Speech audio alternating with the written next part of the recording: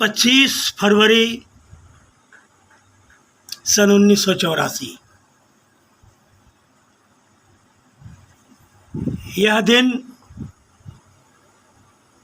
मेरे जीवन में एक काल रात्रि बन के आया था और इस दिन ने मेरे जीने की परिभाषा ही बदल दी। 25 फरवरी 1984 को गए आज 38 साल हो गए।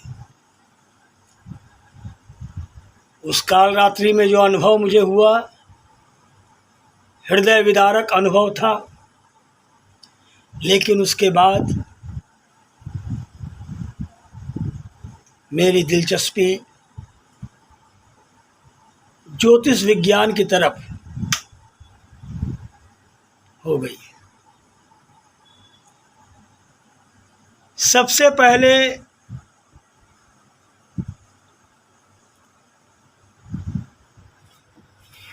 एक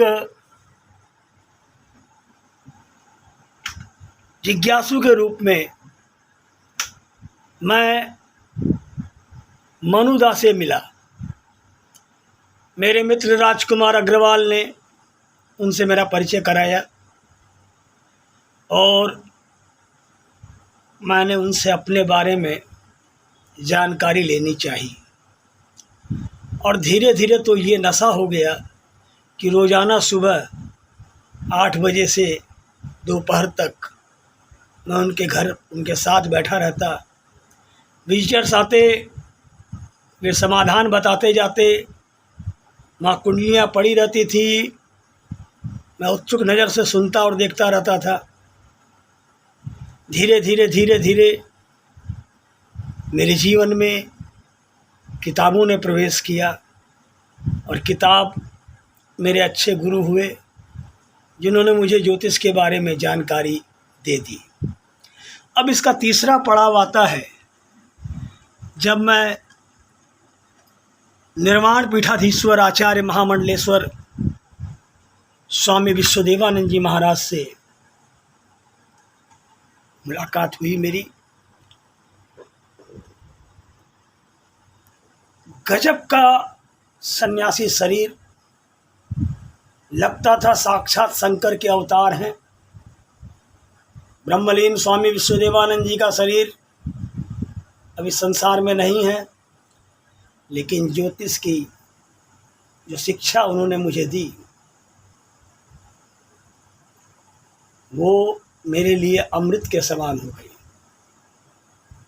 वे कहते थे, अरे शंकर, हाँ महाराज जी, अरे ये भक्त काफ़ी दिनों से मेरे आगे पीछे चक्कर लगा रहा है, क्या इसे मुझे अपना आशीर्वाद देना चाहिए? महाराज जी, कुंडली है उसकी आपके पास में, कुंडली से पता चलेगा कि उसका समय कब ठीक होगा। हाँ हाँ हाँ हाँ, जाओ कमरे में रखी हुई है, लेकर के आओ। कमरे से जाकर कुंडली मैं लेकर के आया, घर ला कर के उसका अध्ययन किया, निष्कर्ष निकाला कि अभी तो राहु की महादशा चल रही है और इस वक्त जो है ग्रहों की क्षीण अवस्था, इसे तो कम से कम भी 4-5 महीने भी और समस्या ही समस्या आएंगी। अरे शंकर, हाँ महाराज जी, तो तुमने बताया नहीं, उसे आशीर्वाद दूं या नहीं? डरते हुए मैंने कहा, महाराज जी देखिए, ये तो आकलन है और ये देखिए मैं तो ये रीडिंग कर रहा हूँ कि स्थिति ऐसी ऐसी 3-4 महीने तक तो इसी प्रकार चलेंगे।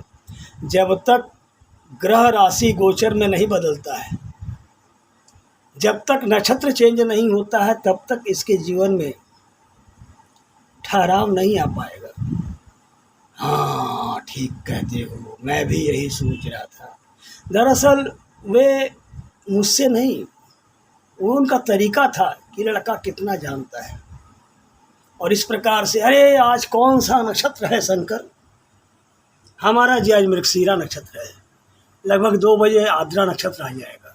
अच्छा, इस बहाने हम लोगों को नक्षत्र याद आ गए। 27 नक्षत्र का नाम पहाड़ा की तरह से रट लिया हमने। 12 राशि, 9 ग्रह, 12 9 108, 27 नक्षत्र, हर नक्षत्र के 4 चरण, 27 का 108। 108 पर ही ज्योतिष का पूरा विज्ञान समाया हुआ है। अब आइए आपके मतलब की कुछ चर्चा करता हूँ, ध्यान से सुनिएगा। साथियों, जन्म पत्रिका को जन्म कुंडली भी कहते हैं। अब यह प्रश्न उठता है कि आखिर जन्म कुंडली है क्या? जन्म कुंडली आकाश का उस समय का नक्शा है जब कोई बच्चा जन्म लेता है। उस समय आकाश में कौन सा ग्रह कहाँ है, इसका वर्णन जन्म कुंडली में होता है। जन्म कुंडली में स्थित 9 ग्रह और 12 राशियां ही मनुष्य को प्रभावित करती हैं, मनुष्य जीवन को प्रभावित करती हैं। तारा समूहों का सीधा प्रभाव पृथ्वीवासियों पर पड़ता है। जो नैसर्गिक गुण उन तारा समूहों के होते हैं, वे सब उन व्यक्तियों में पाए जाते हैं जिन पर इन राशियों का प्रभाव पड़ता है। प्रत्येक राशि अपनी एक अलग विशेषता और महत्व लिए होती है, जिसका स्वामी ग्रह जीवन में क्रियाशील और महत्वपूर्ण होता है। आप ये भी जान लीजिए कि आकाश मंडल में स्थित असंख्य ताराओं के 12 समूहों को 12 राशियों में मेष, वृष, मिथुन, कर्क, कन्या आदि के नाम से जाना जाता है। दरअसल कई तारे और नक्षत्र मिलकर आकाश मंडल में जो आकृति बनता है, उसी के अनुरूप नाम रखा गया है।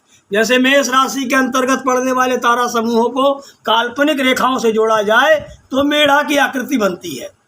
इसी प्रकार अन्य राशियों के तारा समूहों से अलग अलग आकृति बनती है। वृष राशि से बैल, मिथुन से जुड़वे बच्चे, कर्क से करकट, सिंह से शेर, कन्या से कुंवारी, कन्यादि आदि की आकृति बनती है। एक ही दिन में जन्मे विभिन्न व्यक्तियों के जन्म नक्षत्र और ग्रह स्थिति अलग अलग होते हैं। इसीलिए एक ही दिन में जन्म लेने वाले व्यक्तियों में कोई राजा होता है, कोई रंक होता है, कोई नेता होता है, कोई चोर होता है, कोई साहूकार होता है। जन्म कुंडली विवरण आपकी हथेली पर भी होता है।